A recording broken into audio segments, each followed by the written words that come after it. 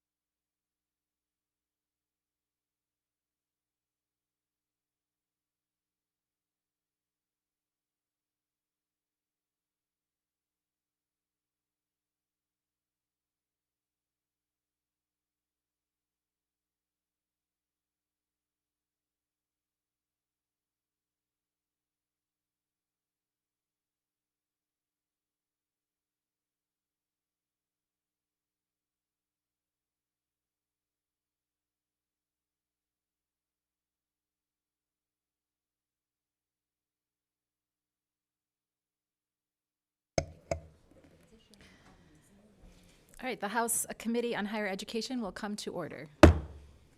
And the clerk, please take attendance. Chair Glenville. Present. Representative Ryan Gittens. Present. Colzar. Here. Scott. Burns. Here. Kofia. Here. Hill. Here. McDonald. Size. Present. Vanderwall. Present. Sounds right. Paquette. Here. Dorn. Here. Rupp. Desana.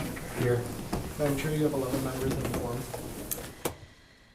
Thank you. And Representative Ryan Gins moves to approve the minutes of the October 4th meeting without objection, so ordered. And Representative Scott. Just one moment.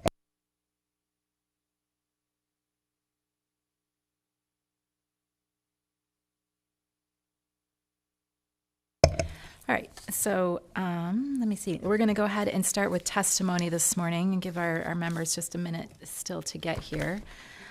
So we will start with HB 5097. And this we're going to start with Representative Hill, and I believe she's going to be joined by Julia Ruth from Swipe Out Hunger. And they're going to be giving us testimony on the Hunger-Free Campus bill. And just to give you all a heads up, I wanted to go ahead and take testimony on this bill. At this time, there is some work that's going to be coming with it, so we may not be voting it out right away. So just wanted to set that stage that this is the time to really have a good conversation around it and get the parts and pieces in place so we can get a good bill across the line when the time comes. So with that, we do have a few other folks who will be joining us to speak as well, but we'll get started with Representative Hill whenever you're ready. Thank you, Chair and members of the committee. Unfortunately, food insecurity is one of the most serious issues impacting the people of our state. And in the Upper Peninsula in particular, there's real much of our food is trucked in. People have transportation issues around getting healthy food, or we have a short growing season. And so food insecurity is unfortunately a too common problem. And that insecurity is being felt everywhere, including college campuses. In my district, Northern Michigan University has done excellent work that we've had a food pantry for students for many years, but the extent of the need is really pretty compelling. The food pantry is seeing 150 to 200 monthly visits. That's one is too many, but unfortunately there are hundreds of visits to our food pantry a month. Those numbers are up 20% from last year. And we tend to think that college students are mostly young people who are, likely to be supported by their parents, but those assumptions are less and less true. a recent federal report that half of all undergrad students were in fact financially independent, and that 22% of them have dependent children of their own, and they're needing to feed not just themselves, but their children. As these hardworking Michiganders are learning and taking the time to invest in their education, we want to support them by making sure that they have access to their most basic needs, including food. That's why I'm urging colleagues to support House Bill 5097, and it will create a grant program to help our universities and colleges provide for students who need nutritional support. Thank you. And Julia, we're going to speak as well? Okay, go ahead when you're ready. Chair Glanville and the committee, on behalf of Swipe Out Hunger and alongside Representative Jen Hill, I am speaking today in support of House Bill 5097, the Hunger-Free Campus Grant Program, which is a vital measure in addressing hunger amongst Michigan's hardworking college students. Swipe Out Hunger is a national nonprofit organization committed to ending college student hunger, working on more than 700 campuses nationwide through promoting on-campus solutions and policy and advocacy. Our organization appreciates your committee and Rep. Hill's leadership in introducing this bill. Amongst fellow co-sponsors on this committee, Rep. Pais, Rep. Reingans, Rep. Glanville, Rep. Burns, Rep. Kofia, and Rep. McDonald. Hundreds of thousands of Michigan college students have struggled to survive the new economics of college, which consists of rising tuition prices, student employment requirements, growing inflation for necessities like food and housing, all while being in complete financial independence. Pandemic-era government assistance programs have ended, including emergency expansions for college student SNAP eligibility. As a result of these rising costs and cutting assistance eligibility, hundreds and thousands of students are arriving at the doorsteps to Michigan campus and local pantries in numbers never seen before. In conversations with the Maize and Blue Cupboard at the University of Michigan, their pantry reported 750 shoppers in the first week of this semester alone. Representative Hill and the 26 co-sponsors have taken the first step to end this crisis in Michigan by introducing the policy framework to establish the Hunger-Free Campus Grant Program. The Hunger-Free Campus legislation, drafted by Swipe Out Hunger, was first introduced in California in 2017 and since has been passed in 10 states and introduced in 10 more, distributing more than $112 million in grants to higher education institutions. The Hunger-Free Campus Act has been a bipartisan effort across the country in red, blue, and purple states. It is clear that college food insecurity isn't going away on its own, which is why in order to build a strong future Michigan, one where communities and families are self-sustaining and thriving economically, we must enable our students with the essential resources they need to graduate with their higher education degree by passing and implementing the Hunger-Free Campus Grant Program. The framework for the Hunger-Free Campus Grant Program supports Michigan by building and increasing the capacity of institutions to provide critical basic needs resources to students. Michigan colleges could leverage these grants to develop basic needs positions, improve communications to students on SNAP outreach and qualifications, train student wellness advocates, and upgrade basic needs resources like food pantries or meal donation programs. The language in the bill is intended to be flexible to cater to the individual needs of each unique campus across the state.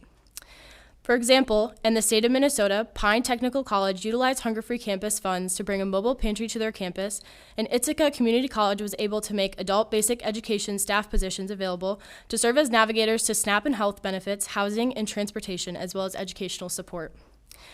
Passing HB 5097 is a crucial step towards funding campuses across the state to invest in basic needs resources to help students complete their degree.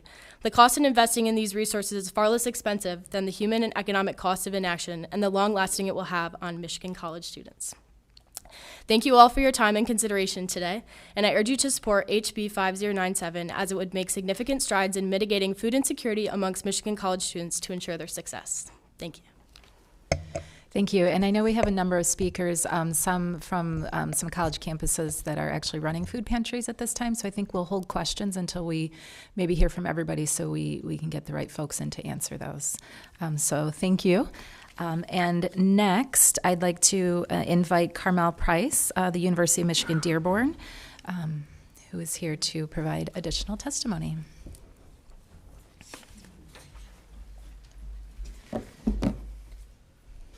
Thank you for joining us today, and you can begin when you're ready. Okay, thank you. Good morning. I'm Carmel Price. I'm an associate professor of sociology at the University of Michigan Dearborn. In 2014, I co-founded the College and University Pantries, or CUP, research team. Our research is Michigan-based and has been conducted in partnership with over 20 different campuses and universities across the state of Michigan, including campuses in the Upper Peninsula. So today I'll share with you 5 observations from my last 10 years of doing research on student hunger. 1, food insecurity on college campuses impacts the most marginalized students. LGBTQ students, students of color, and women are more likely to be homeless and hungry than white, male, and cisgender students. In 2017, I collected some data on my own campus and found that almost a third of respondents were food insecure in the previous year. And about 6 in 10 Black students surveyed were food and housing insecure, which was twice the rate compared to white students. Post-COVID, we expect those numbers to be much higher. Hunger on college campuses is an issue of justice and equity. 2, feeding students results in feeding our communities. Many students are deeply connected to the larger community off campus in ways that are often obscured.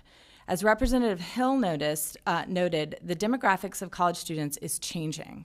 So college students are parents. College students are caregivers for their parents and siblings. College students are engaged in their communities. For example, one student described a situation to me where on the weekends, before the campus pantry opened, she would encourage her children to sleep late so that they would be able to skip a meal. She would feed her children breakfast at lunchtime, skip lunch altogether, and then feed her children dinner in the evening. Allowing students to be food insecure impacts more than individuals. It impacts our communities at large.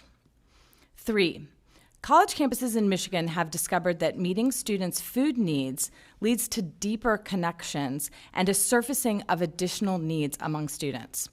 When students come to the campus pantry to get food, pantry staff often find out about other issues students are experiencing, like homelessness, transportation issues, having their power or water cut off, not having reliable internet, academic problems, and mental health issues.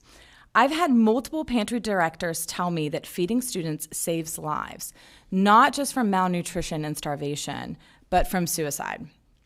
Meeting students' food needs is the first step to supporting them holistically in health, well-being, and academics. 4, the folks who run campus pantries need help. Campus pantries are understaffed, under-resourced, and the directors are often serving multiple roles on campus. This is particularly true at our 2-year associate degree college campuses, which are well-suited to serve our less affluent students. Campus pantry staff are working to solve a structural problem with short-term solutions and few resources. As a result, they are exhausted. And lastly, 5, SNAP benefits do not serve students well. Many students are ineligible for SNAP. For example, full-time college students are ineligible unless they meet the work requirements. But often caseworkers are unaware of the provisions that allow for students' eligibility. So students tell me that at the beginning of each semester, their SNAP benefits are either reduced or cut off, and they have to revisit their caseworkers to reestablish their eligibility. Furthermore, SNAP cannot be used for hot or prepared food, which is the type of food found on college campuses. And additionally, students often do not have access to fully equipped kitchens to prepare food bought with SNAP benefits. So I'm happy to provide more information or answer questions. I hope you agree that this bill is important to solving an ever-growing crisis at our public colleges and universities. Thank you. Thank you, Ms. Price. Next, we have Spencer Good, Olivia Heath, and Aditi Kulkarni. They are with us, coming to us from the Spartan Food Security Council, and will be providing testimony of support.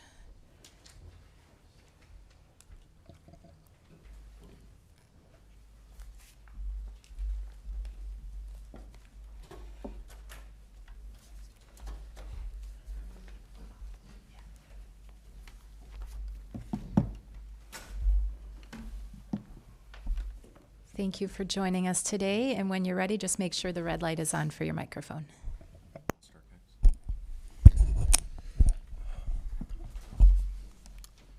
Hello, Chair Glanville and members of the Higher Education Committee. My name is Spencer Good.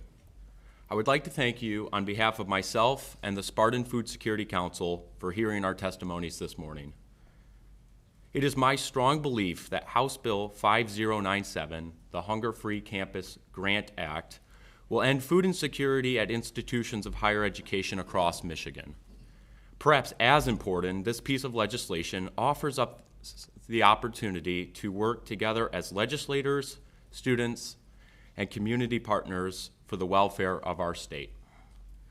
During my time at Michigan State University, I have encountered students of diverse cultural, religious, and political backgrounds. While divided on many issues affecting our state, they seem to find agreement on one: student hunger. I genuinely believe that it is because feeding people is as common sense as it comes. Student food insecurity is a complex issue. In my time as co-president of the Spartan Food Security Council, I have heard countless stories which point to the same problem but require very different solutions. I hope to share a few with you today. I recently talked with a student about their financial situation. Due to a shortage in on-campus housing, they were left with no other choice than to sign an off-campus lease. This student, like others I am sure, suddenly found themselves in a precarious situation.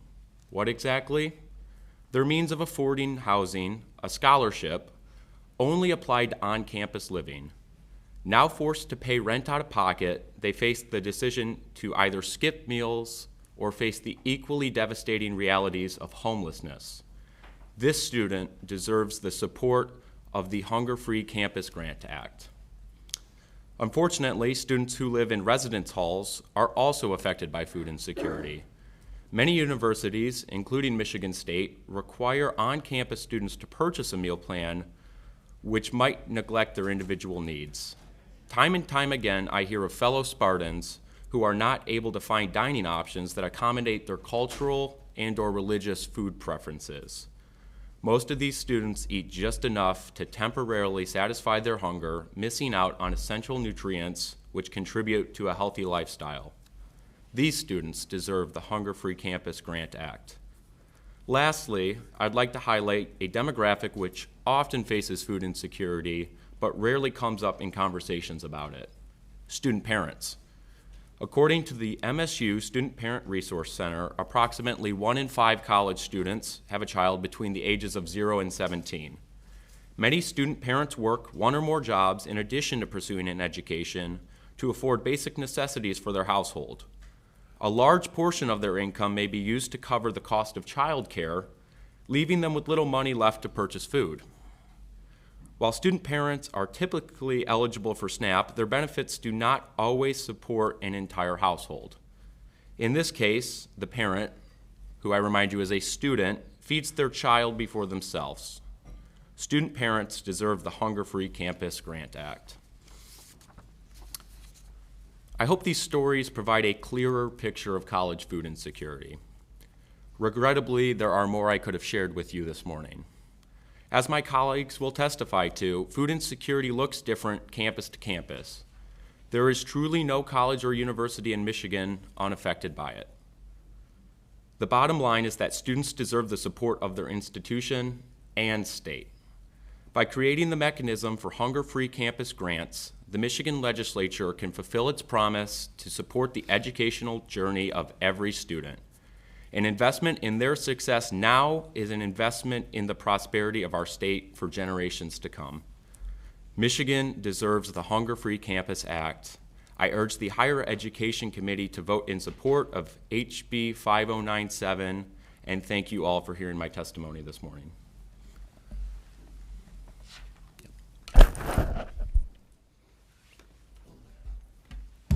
I would like to thank the chair and the committee for having me here today. My name is Olivia Heath. I am a senior at MSU.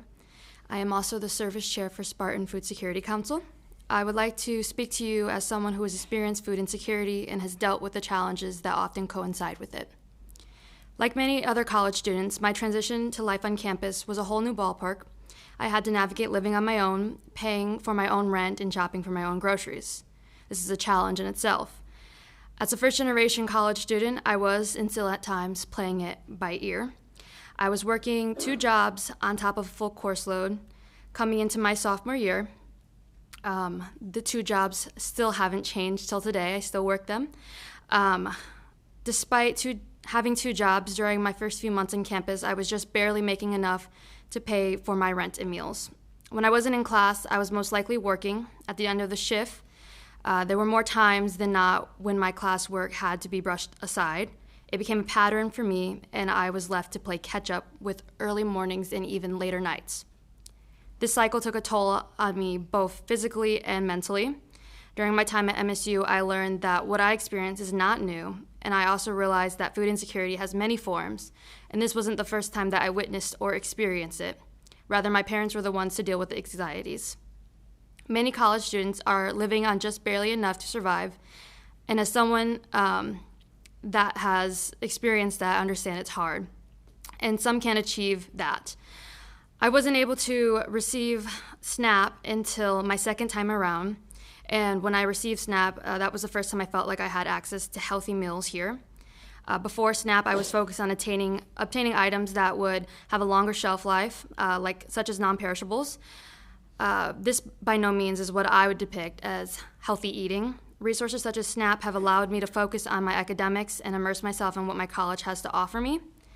While I might have other financial obligations, I'm fortunate enough to say that food will not be a top concern anymore. However, I want to stress that while SNAP has largely been beneficial in my case, it is often not an option for others. Navigating the process for attaining SNAP can be difficult, especially for those learning to navigate life on their own. For me, I was denied SNAP the first time around. I was fortunate enough to have an amazing caseworker when I attempted the second time around, and if it weren't for him, I might have just given up. I would also like to note that achieving SNAP does not solve all the barriers to accessing food. College students spend most of their times on campus and rely on food accessibility on campus, whether that be through campus dining halls or some other means. Like many others, I don't have a dining plan, and I must wait until after I leave campus to receive a good meal, unless I would like to rack up charges with out-of-pocket costs. College students are at vulnerable positions in their lives. Students should not have to choose between being able to afford food and achieving education. Living should not just be about surviving. That is why I believe that colleges should be better equipped to eliminate hunger on their campuses. With the passage of this bill, colleges would be able to provide adequate on-campus resources to students in need. As college students worry about many things, I don't believe that food should be one of them. Let's provide a better learning environment and life for those seeking a higher education. Again, thank you for your time.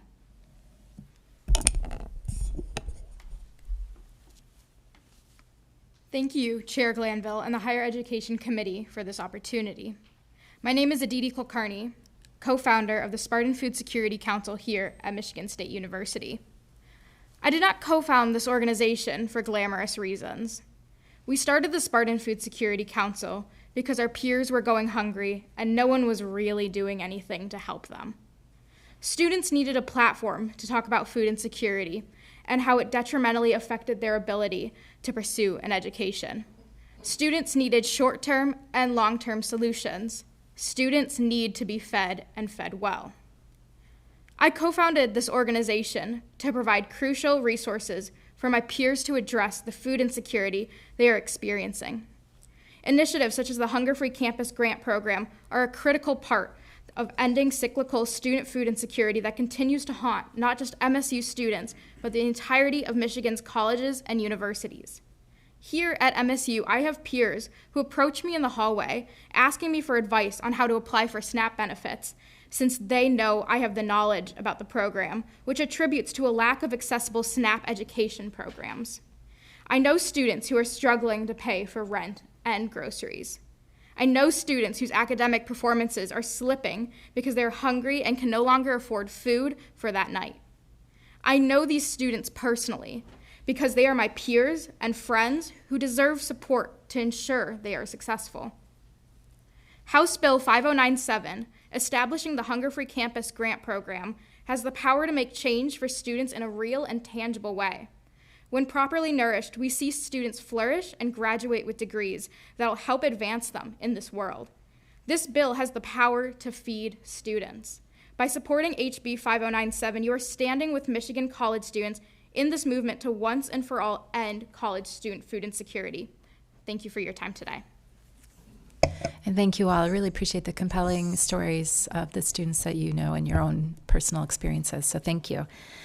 And again, we might have you back when we have questions. So next up, joining us virtually will be Sandy Gregory, the Assistant to the Dean of Student Success and the Pantry Manager at the Student Food Pantry at Grand Rapids Community College. And she is joined by Lisa Freiberger, the VP of Finance at GRCC. Are you with us online? We are. Yes, thank you. Thank you and good morning. We appreciate the opportunity to speak to you this morning. As mentioned, my name is Lisa Freiberger, Vice President for Finance and Administration here at Grand Rapids Community College. We again appreciate the opportunity. We can share that we have many students on our campus that struggle to meet basic needs, and we work mightily to support them in a variety of ways. We actually established a food pantry here at Grand Rapids Community College back in 2012. When the pandemic hit in 2020, we significantly expanded that food pantry. We have developed a GRCC Cares team on our campus to help surround students with support that comes to us with the help of many strong community partnerships. We've worked with our foundation to establish an endowed fund that helps to support our food pantry, as well as other offerings we have for students.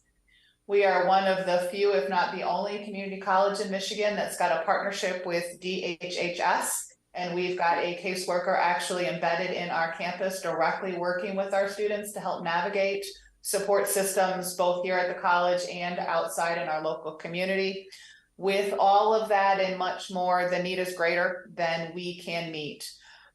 With that, I'm going to ask my colleague, Sandy Gregory, to give you some specific details about the numbers of students we serve and the needs that they bring to us. Sandy? Thank you. Thank you for having us. In 2016, GRCC partnered with the Hope Center at Temple University to survey our students on their basic needs and securities.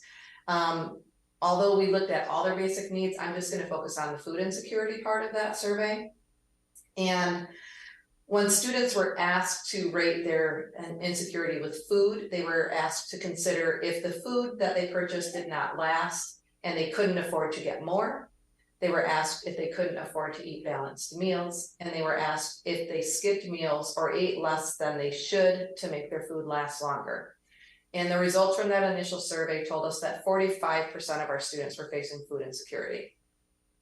We did 2 more surveys. We did one in the spring of 2020, and food insecurity had lessened to 34% of our students. And then we did another survey with the Hope Center in fall of 2020, and our food insecurity went down to 29%. Which is great that we reduced it. However, that's still almost a third of our students. And that was with increased awareness, increased efforts, increased partnerships. So the need is still there.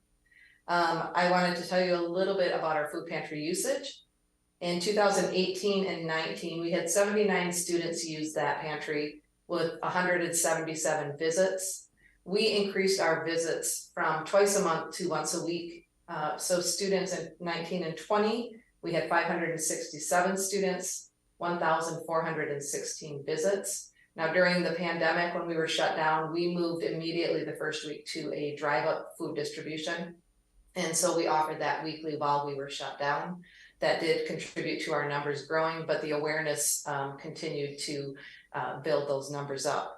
So in 2020-21, we had 522 students who used our food pantry, visiting a total of 1,485 times.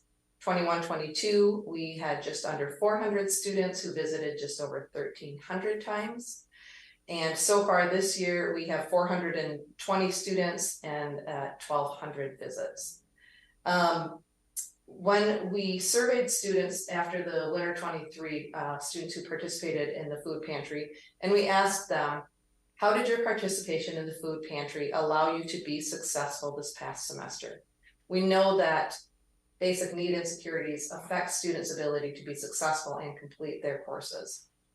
So when we asked them that question, a couple of the quotes that I pulled out, one was a student parent, as you heard from others. I was able to get some snacks for my kids I wouldn't have otherwise bought due to the cost. Another student told us there was less stress about planning and budgeting for groceries, and they had snacks available to eat in class. Another student told us I could eat well enough to pass my class. And the last quote I pulled out, it allowed me to focus more on studying and passing classes without having to worry about where my next meal was coming from. So although we have really addressed the issue, we've raised awareness, we have funding in place, we have staff in place, we have resources in place, there is still a significant need among our students. We're glad to be here, we're glad to support this bill, and we're happy to answer any questions that you might have. Thank you so much. We have one more speaker, so if you don't mind hanging on the line in case we need you to help answer some of the questions. All right, and then we will go to Mary Brundage, Associate Dean of Students, also joining us virtually. Mary is with the Northern Michigan University and also testifying in support. Mary, are you with us? There we go. Begin when you're ready. Okay, sounds good. Thank you so much. My name is Mary Brundage. I'm the Associate Dean of Students at Northern Michigan University, and I would like to thank Representative Hill for inviting me to testify today. I'm really excited to tell you a little bit more about the food pantry on the campus of Northern Michigan University.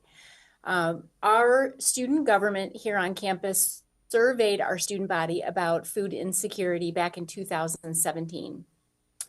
We are a campus of approximately 7,000 students, and they had approximately 1,000 students respond to the survey.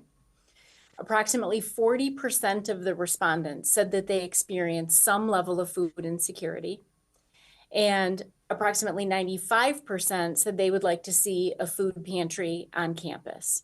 So NMU got to work, and in approximately 6 months after we reviewed the survey results, we opened the doors to our food pantry, and it's been up and running for going on 6 years now. So to give you just an idea of some of our services in our food pantry, as Representative Hill mentioned, we have approximately 150 to 200 students per month who go through our food pantry, and that number continues to increase over time.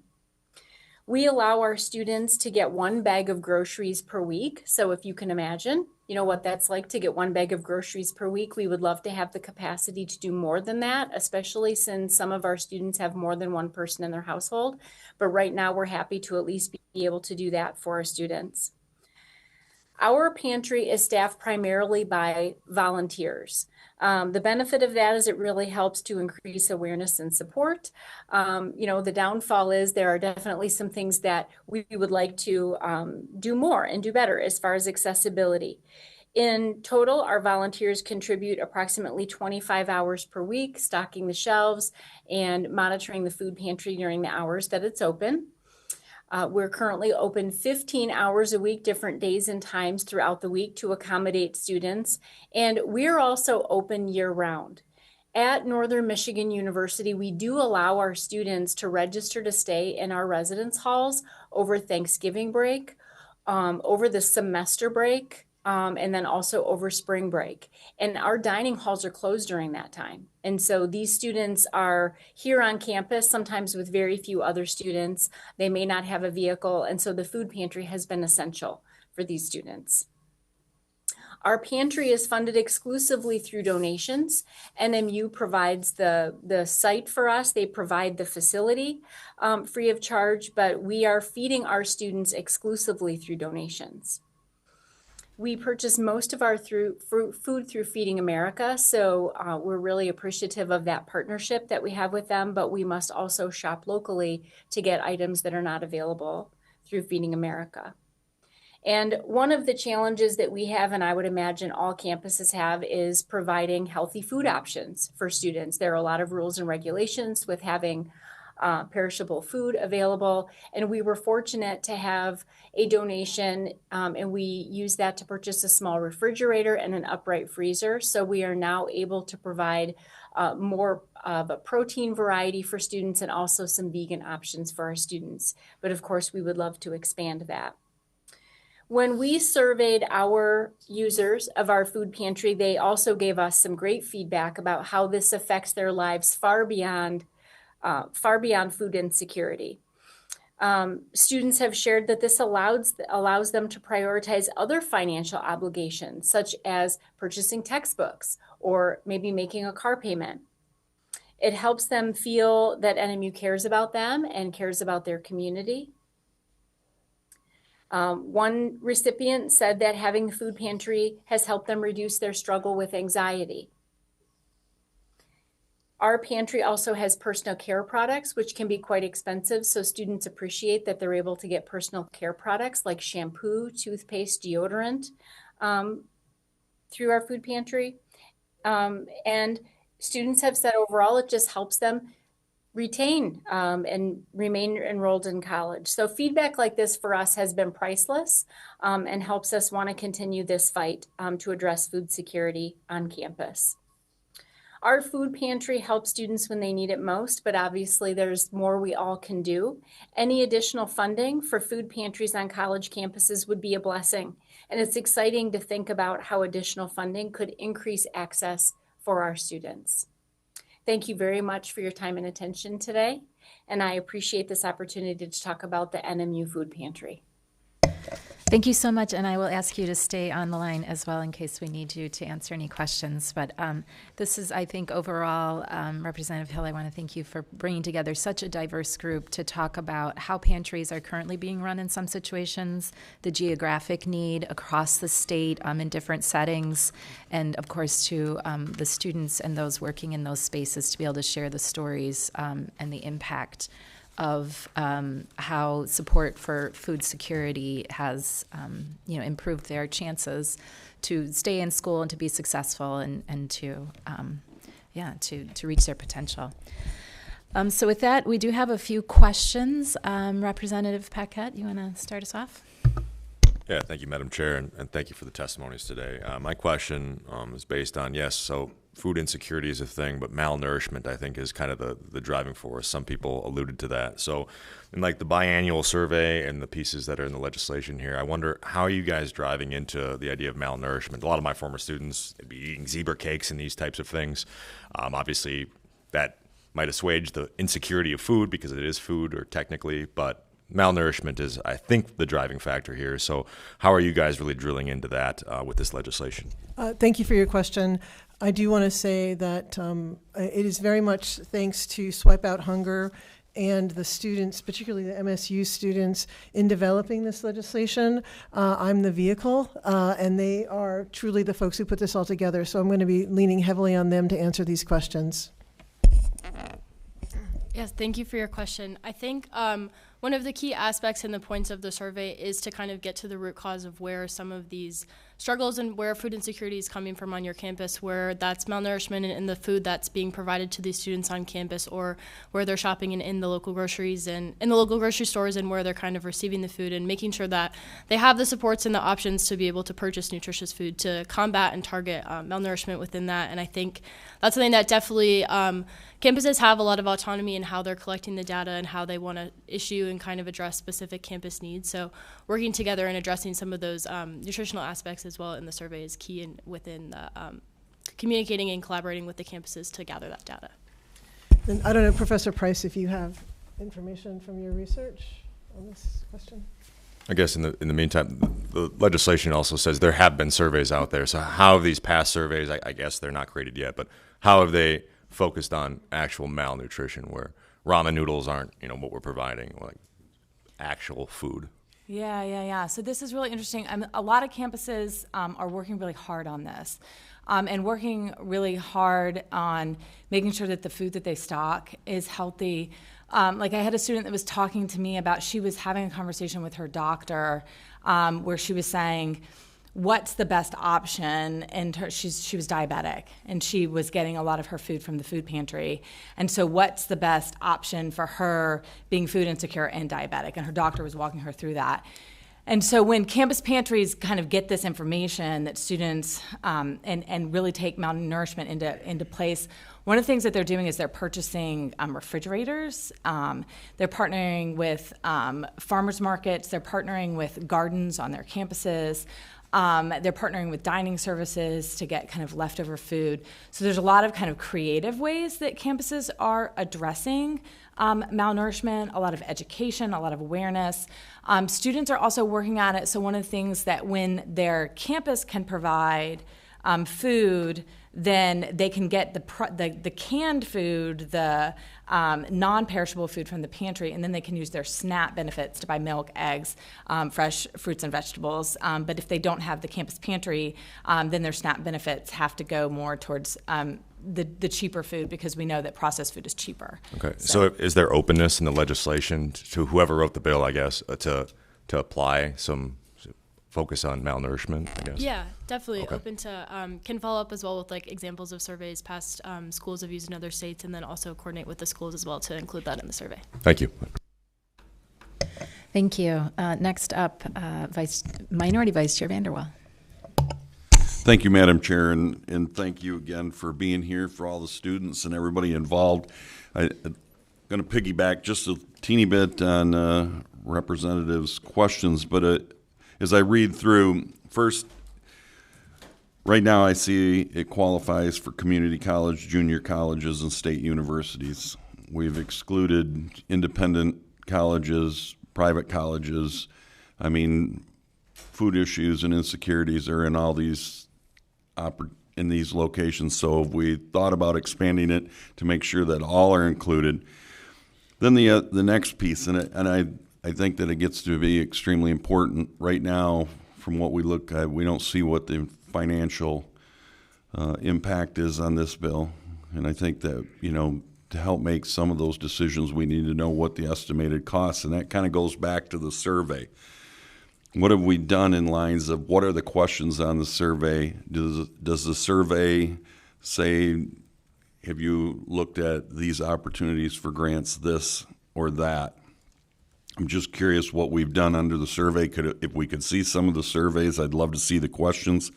But those couple questions, if you could answer, I'd greatly appreciate it. Thank you. Yep, and in fact, a number of people have asked about private colleges and universities, and in consultation with the chair, we are very open to that idea and interested in bringing them to this important program, which directly impacts the cost. And so considering the how many folks do we need to serve, and then gathering all the information. Luckily, we have the years of data from Professor Price to give us a start to then, I think, roll this out over time and see, a number of universities have had these for a number of years. Other folks, I think, still need to start the programs, is what they've found. And so it's going to be potentially a growing thing that we will be, as written into the bill, there will be information coming back every year so we can see how it does grow. But I imagine that we'll start with what we know and then move on from there. And if I may add that those two questions are part of the reason we're doing the testimony today. We have already been discussing these things, knowing we would need to come back with a little bit more, but just wanted to get it out there so we can start having the conversation for sure. So thank you. Is that all? No. Okay, great. Thank you. Representative Brock. Thank you, Chair, and thank you, Rep. Hill, for bringing this, and all the presenters. I appreciate it. Just give you a little background on me. I survived on ramen noodles going through college. I worked 30 hours a week, and I also had the GI Bill that helped pay for college, but that's just, my background. I have a number of questions here. I do appreciate the testimony from NMU and then the Grand Rapids Community College. I was a trustee for Monroe County Community College for 6 years. We also had a food pantry. We see a lot of success. It seems like NMU and Grand Rapids are both having a lot of success with their food pantries, as well as I'm sure a lot of colleges or learning institutions are doing.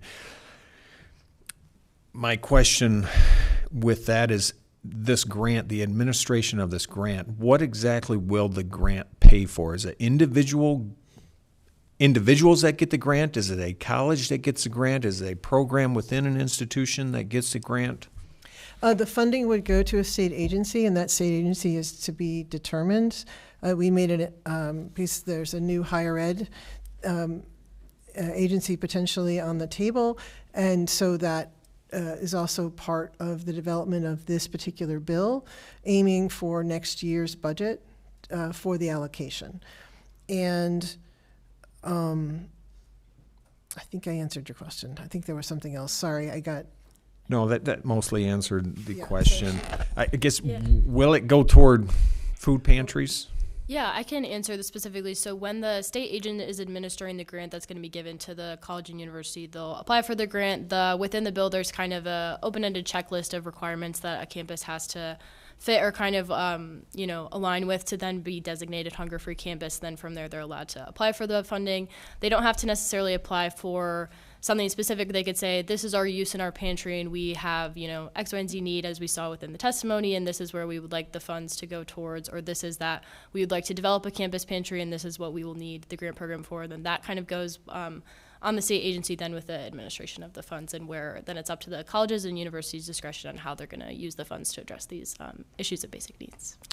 Okay, which leads me to another question. I apologize, Chair. I have a whole paper full of things. I'm trying to focus on the few. You kind of answered what determines food insecurity, and it sounds like there's various ways. Testimony, a personal asking of students. I mean, that is probably not scientific. We have others that have surveys. Obviously, there's going to be a across-the-board type survey to determine what food's insecure or means exactly. But in the end, what is the measurable goal? How is this grant going?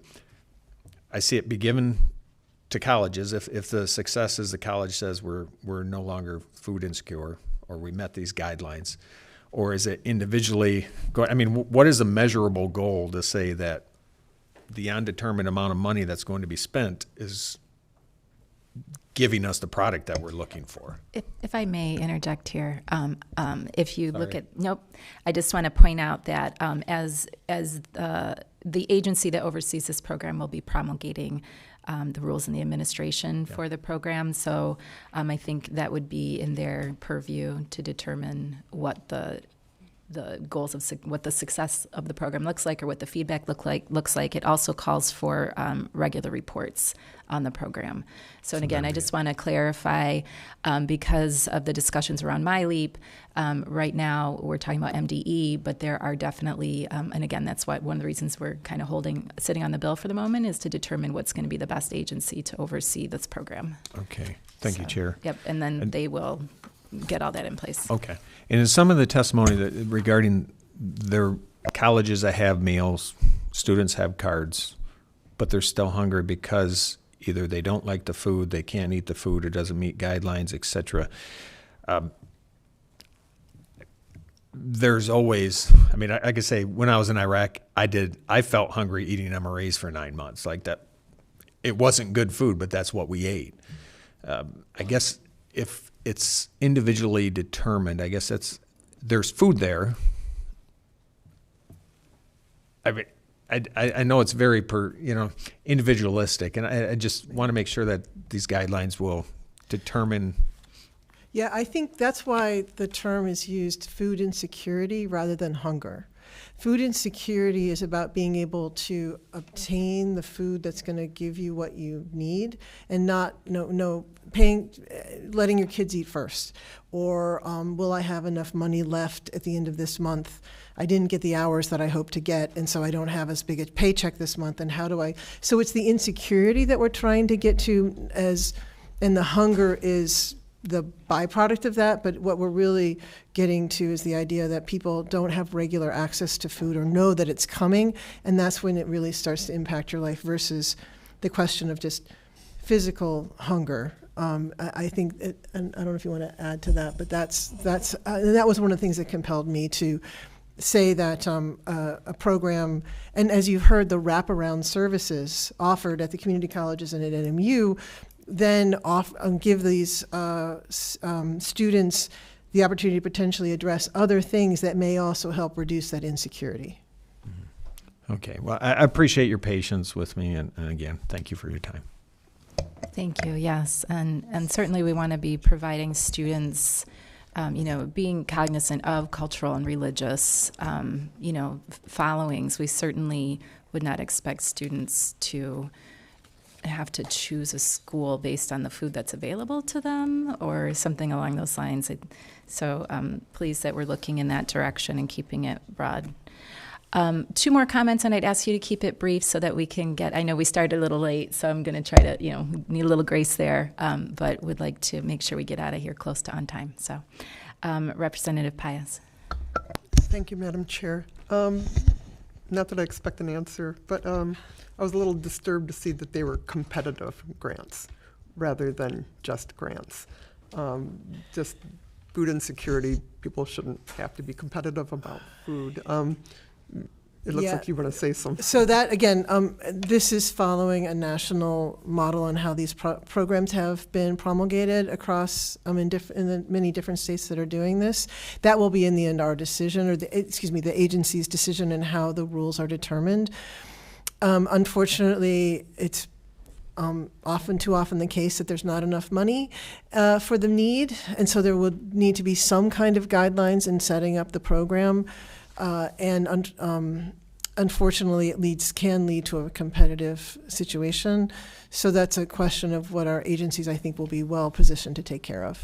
Okay, and just real quick, kind of addressing the malnourishment, but not. My family wasn't in a position to help me in college, so between paying for tuition, supplies, rent, I didn't really have that much money, so I gave up meat because it was really expensive at the time.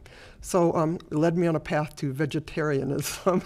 And while I would like to see everybody not eat meat, I don't think that's a good reason for it, and meat being a large part of people's meals. Thank you. And Representative McDonald. Thank you, Madam Chair. My question has been asked and answered. All right.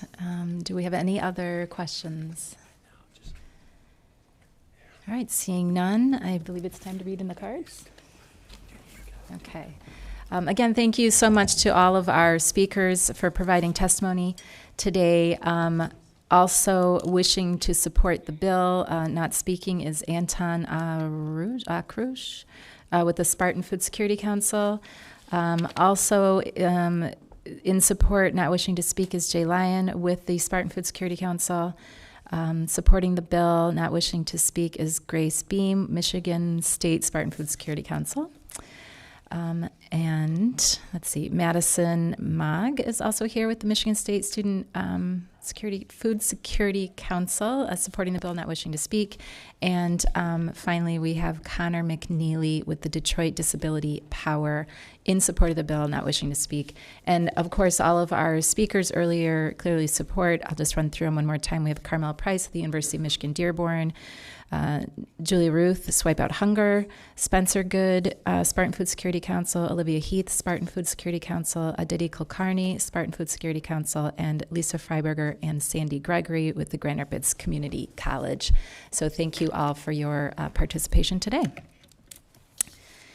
And let's see, what do we have next? We need to vote out a couple of bills. So let me get to the right section here.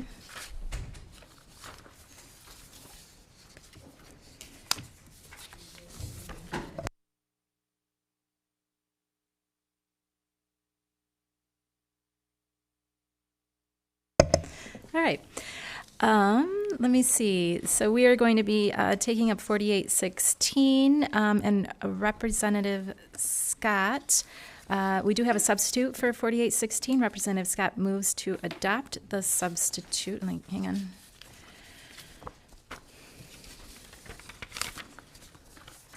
All right, and let me just explain a little bit what that's all about. So we did have some changes to 4816. It's the H4 substitute that is before you today. As mentioned last week, Rep. Wilson has been in close communication with Michigan High School Athletic Association, and in light of that partnership and the feedback during testimony, we did make a few additional changes. So again, just a couple things here to note. The language clearly states that compensation cannot be contingent upon athletic performance or achievement, and that students cannot miss instructional time to meet the NIL contract requirements. We've also added in language to include supplements to the list of products prohibited under the NIL contracts. The bill now clearly states that all other amateur status rules outside of NIL opportunities are enforceable. And finally, clarifying that prohibitions and regulations in this act are only applicable to student athletes and NIL opportunities. So with that, Representative Scott moves to adopt the substitute H4 for HB 4816. So will the clerk please take the roll? Chair Glanville, Yes. Representative Rangans, Yes. Colzar, Yes. Scott, Yes. Burns, Yes. Copia, Yes. Hill, Yes. McDonald, Yes. Pies, Yes. Vanderwall, Pass. Paquette, Pass. Zorn, No. Ruck, Pass. Nisana. Pass. Madam Chair, you have 9 yeas, 1 nay, 4 passes. The substitute is adopted. Thank you. And next, we will take up, we will make the recommendation. So Representative Colazar moves to report HB 4816 with recommendation as substitute H4. So will the clerk please take the roll? Chair Glanville, Yes. Representative Rangans, Yes. Colzar, Yes. Scott, Yes. Burns, Yes. Copia, Yes. Hill, Yes. McDonald, Yes. Pies, Yes. Vanderwall, Pass. Paquette, No. Zorn, No. Ruck, Pass. Nisana. Pass. Madam Chair, you have 9 yeas, 2 nays, 3 pass. The bill is reported with recommendation. Thank you. And now we will move on to HB 4844. Representative McDonald moves to report HB 4844 with recommendation as substitute H1. Will you please take the roll? Chair Glanville, Yes. Representatives Rangans, Yes. Colzar, Yes. Scott, Yes. Burns, Yes. Copia, Yes. Hill, Yes. McDonald, Yes. Pies, Yes. Vanderwall, Yes. Paquette, No. Zorn, No. Ruck, Pass. Nisana. Yes. Madam Chair, you have 11 yeas, 2 nays, 1 pass. The bill is reported with recommendation. Thank you. And seeing there are no absent members today, and seeing no further business before the committee stands adjourned.